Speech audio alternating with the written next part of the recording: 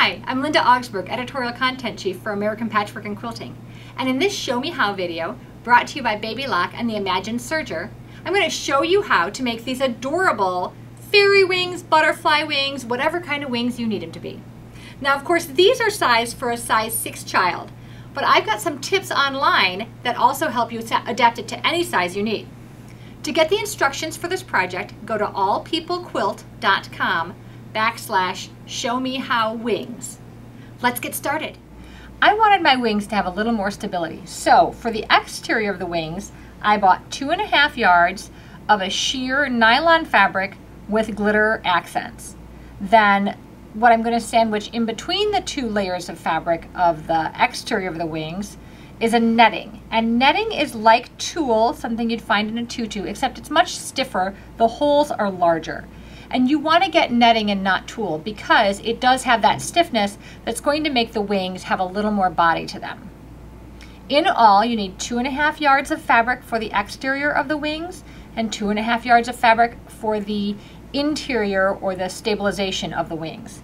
You'll also need 2 pieces of elastic that are about 8 to 10 inches, depending on the size of wings you're making. These are going to go around the wrist of the person who's wearing it, here on the sleeves. So you want to make sure you've got enough elastic to comfortably fit around their wrist.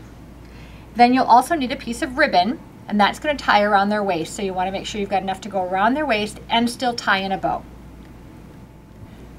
To draft your pattern, you're going to use your t-shirt or your sweatshirt as a guide. Now, if you're going to use this for a costume, use the t-shirt you're going to attach the wings to. If you're using these wings for dress up, you might not want to attach them to a garment permanently, but you still want to use something to give you the dimensions to start from. In this case, we're going to measure as we show in the diagram, and then you're going to draft your pattern. I just drew right on my first piece of fabric that I kept folded in half, just like it came on the bolt.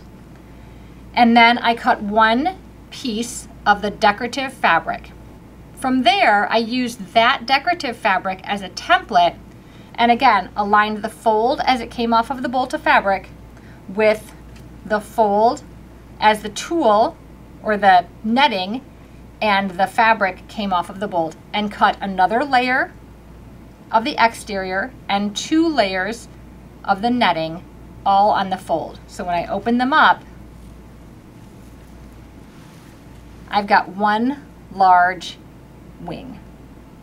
So now I've unfolded all 4 wing pieces and I'm going to layer them. So I've got the decorative fabric right side out, I've got my 2 layers of netting, and I've got the other piece of decorative fabric right side out. I am going to pin these. Now I typically don't like to pin when I'm using the serger, but with 4 layers of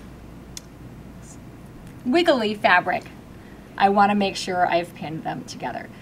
So the nice part about it is, if for some reason as you've unfolded your wings, things are not necessarily matching up perfectly, again, these fabrics have a little bit of movement to them, so it may be that there was a fold or something, you don't quite have it lined up. Remember that the serger will trim off that excess. So I'm just going to get them close and nice and flat, pin all the way around, and then the serger will take care of evening up those seams or those edges. I'm keeping my pins well outside of where the blade of the serger is going to be. I want to make sure I'm not even going to come near those pin tips. Now I'm just going to serge all 4 layers of fabric together. And remember, you can trim off anything that's extending outside, so just once you've got them lined up and pinned, just serge along that edge.